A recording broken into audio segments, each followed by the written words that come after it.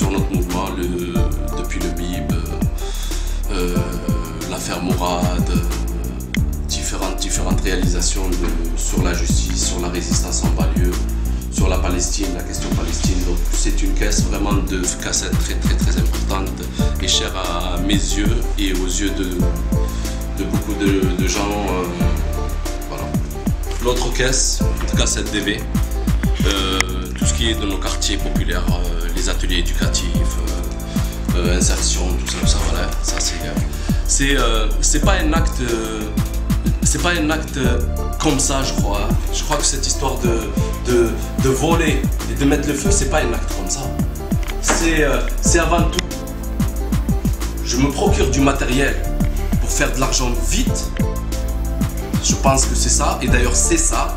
Moi je pense qu'aujourd'hui, sur ce qui a été fait ici, c'est très grave parce que l'individu ou les individus qui ont fait ça, ils ont voulu peut-être me faire mal. Ils avaient quelque chose à me reprocher ou ils m'en voulaient ou je sais pas quoi. D'ailleurs, dans les jours à venir, les choses s'éclaircissent. C'est un gant en plastique, donc demain il y a l'expert, donc lundi il y a l'expert. Il y a un gant en plastique. Je touche pas, on verra. Voilà, notre histoire, notre mémoire, tout qui est parti en vue.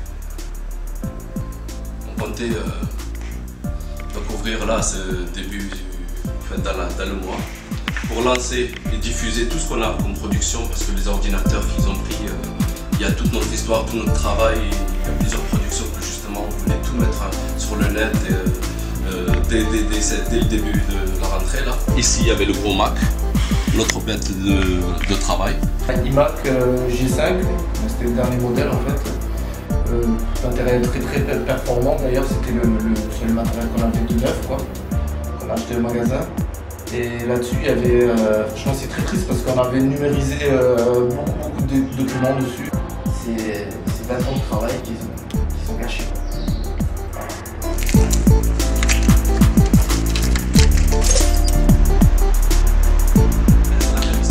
Ici, sur ce qui vient de se passer, si la police, les pouvoirs publics décidaient à un moment de mener une véritable enquête et de rechercher les coupables, on les aurait aujourd'hui.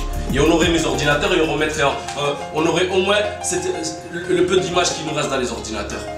Maintenant, il va falloir attendre l'administration, la procédure, etc. Il y a des témoignages qui ont été vus, qui ont vu ce qui s'est passé, etc. Il y a des faits qui font que si on enquête réellement dès ce lundi, on trouve les coupables. Nous, c'est ce qu'on demande, qu'il y ait une procédure, une enquête rapide.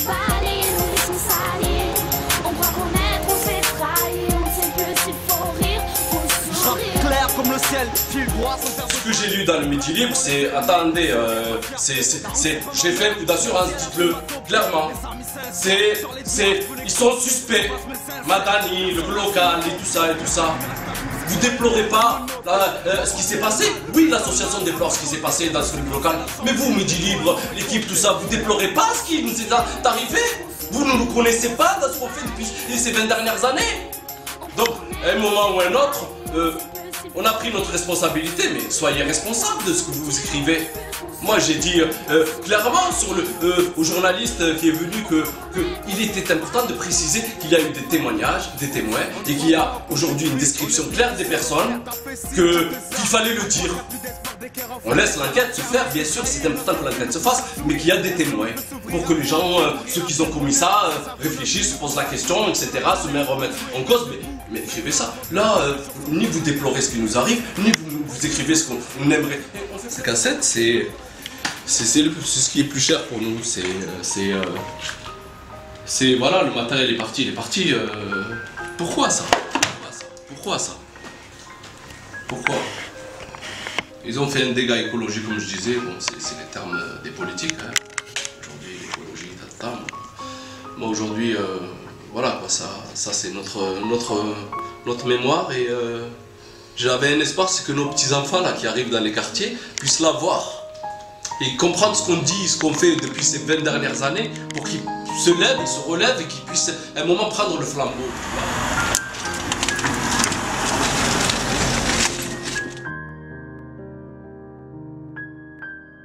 Vous, tout le monde, vous déplorez quand même ce qui est arrivé ici à cette association. Personne ne dit rien. Il y a encore un gant sur le bureau qui permettait de prendre les choses. Donc on peut faire vite et trouver les coupables. Maintenant, vous savez comment ça se passe. D'ailleurs, je ne rentre pas dans les détails, dans les faits, parce que ça sera au procureur et il y a une enquête. De la manière dont on nous a traités, nous, responsables associatifs, parents d'enfants, parents de famille, on était presque coupables de ce qui nous est arrivé. C'est tout ça qui est triste, c'est-à-dire, ça arrive à un Madani, on ne va pas faire une même justice que si ça arrivait à un tel ou un autre, je ne sais pas quoi. Donc, on veut une même justice pour tous, c'est-à-dire quand il y a quelque chose comme ça, ben on fait vite. Télémiroirs ont été cambriolés, il y a eu une enquête, etc. Ils ont trouvé les coupables, ils ont retrouvé une partie du matériel, ça a été rendu. On n'est pas Télémiroir, on est une petite association, qu'on nous aide du mieux. Vous savez, on n'est pas aidé, hein. On est très peu aidé. Hein. Seul M. Ozankap qui est là, qui est un militant associatif IF et qui est sans étiquette, qui est là et qui nous soutient, et qui croit en ce qu'on fait et ce qu'on a fait. Bernard Ozankap est venu en aide à cette association parce que je connais Marsuc depuis longtemps pour le travail qu'il fait en faveur des habitants de ce quartier, des quartiers dans lesquels je vis encore, moi, hein, que tu as vécu pendant très longtemps. Hein. Et cette action pour garder la mémoire de ces quartiers, c'était très important. C'est pour ça que, en tant que responsable de la politique de la ville, je me suis investi un petit peu contre Monts et Marais, au sein de la majorité, hein, pour que la subvention que tu n'avais pas précédemment, tu l'as obtenue dès que je suis arrivé. Mais c'est quand même l'argent du département et je ne veux pas qu'on crie sur le département. Voilà. Parce qu'il y a une différence quand même entre les différents partenaires du contrat de ville, et je pense peut-être que c'est dû à ma personnalité aussi, hein, puisque j'ai une bonne connaissance des quartiers, mais c'est vrai quand même qu'on fait beaucoup plus que les autres partenaires, que ce soit l'État ou la mairie. Que nous, citoyens, on a aussi une responsabilité par rapport aux élus. Les élus, pour beaucoup d'entre eux, je suis désolée, on n'a plus vraiment confiance. Ils font plus vraiment, pour beaucoup d'entre eux, ne font plus leur devoir d'élu. C'est pourquoi ils ont été élus. C'est-à-dire de rendre des comptes, d'être auprès des citoyens sur le terrain et de rendre des comptes et de prendre leurs responsabilités. Donc nous, on va le rappeler ça. On doit au moins pouvoir faire ça. Voilà, et ça, voilà. Mais ça me paraît être la moindre des choses. Et, voilà. Et comme Janie le disait, même si on n'est pas nombreux ce soir, moi je sais qu'autour de nous, il y a un tas de gens, voilà, qui le savent, qui te connaissent, qui connaissent le travail qui est fait et qui sont aussi comme toi, peut-être pas au même niveau, en colère, blessés, tristes, et qui laisseront pas ça comme ça. Est-ce que c'est normal, hein? Je vais sauter le problème, et j'ai pris du recul sur 3 jours. C'est vrai qu'on me dit, on me voit un peu plus serein. Je ne me suis pas reposé. Cet après-midi, oui, je me suis reposé parce qu'on devait venir en camion, faire du bruit dans le quartier.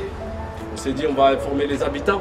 Est-ce que c'est normal, quand il arrive une violence, par exemple, hein, on est contre toutes les violences faites aux mamans, aux familles, à qui que ce soit, aux agressions, aux les casses des bus, tout ça.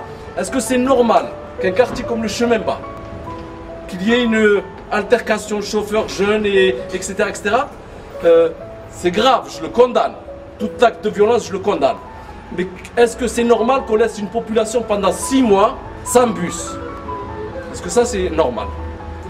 Une population qui habite au Chemin Bas, bon ben ça veut dire que toute la population est coupable de ce qui s'est passé.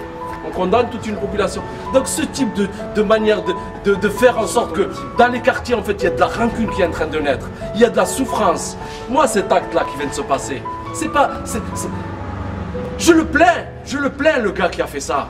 Je souffre par rapport à sa famille. Vous savez, la toxicomanie, elle fait des ravages dans les familles. Et on sait très bien comment la CAM elle est introduite dans les quartiers et comment elle fait des ravages chez les petits jeunes. C'est des petits fantômes qui passent dans la rue quand on les voit passer. Ben, il semblerait que ce soit un acte aussi de toxicomane, ce type. Et c'est sûr que quand j'ai plus peine pour ces personnes parce qu'elles sont malades. Elles ont besoin de soins. Je vais plus loin, hein. Je relativise, je prends sur moi ce qui s'est passé. Hein. Je plains la personne. Mais cela dit, ça ne justifie pas ce qui se passe et le mal qu'ils font à leur famille, le mal qu'ils font dans leur quartier. Et ça, c'est condamnable, quoi. Nous, on a été indignés justement par rapport au fait que certaines images, donc la mémoire des luttes qui avaient été menées par le MIB, elles partent en fumée. Maintenant, ce qu'on aimerait, les demandes qui sont effectuées vis-à-vis de cet incendie, ça serait que la procédure et l'instruction se fassent de manière le plus rapide, de manière à ce qu'on puisse récupérer un maximum de mémoire sur ce qui a pu être fait dans le passé. En tout cas, nous, on a remercié tous ceux qui ont été là et qui nous ont écrit, appelé, téléphoné, et ceux qui sont là encore et qui suivent toutes ces informations qu'on a décidé d'ailleurs dans les prochains jours de communiquer régulièrement à travers le net. Donc le net aussi c'est notre outil de communication parce qu'on n'attend après personne. Suivez, mobilisez-vous, transmettez tout ça, donc tous ceux qui bidouillent tout ça, communiquez l'information et on va arriver dans une période aussi qui va être des périodes cruciales pour l'ensemble des quartiers et banlieues de France parce qu'on est à chaque période électorale sur la scène publique, qualifié de tous les problèmes et tout responsable de tous les maux de la société. On a un devoir et une responsabilité, en tout cas, là où on est, de communiquer, d'apporter son témoignage, etc. etc. Et c'est ce qu'on a décidé de faire dans les prochains jours. Nous lançons notre site, nous diffuserons toutes nos images que nous allons faire et que nous ferons par la suite. Et c'est comme ça qu'on recréera une nouvelle mémoire parce que je pense que s'il n'y a pas une prise de conscience et un éveil, en tout cas pour ces prochaines années, ces prochaines échéances, parce qu'on le voit comment ça va et comment ça va vite et comment les choses elles se passent. S'il n'y a pas une prise de conscience, je pense que ça va être très dur et très long et on repartira donc de très loin et on n'a pas le choix que d'espérer en tout cas qu'un vrai mouvement, en tout cas sur le plan national et dans les banlieues, prenne forme et se dessine pour les années à venir. Et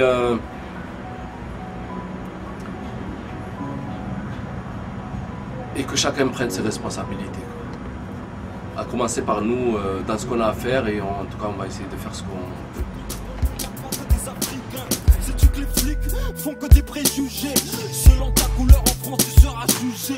Sais-tu les conditions de vie dans une cité ou les conditions de vie dans une prison? Sais-tu qu'on se fait refouler, déchirer nos CV? Sais-tu qu'on est motivé mais ils nous laissent crever? Sais-tu qu'on cautionne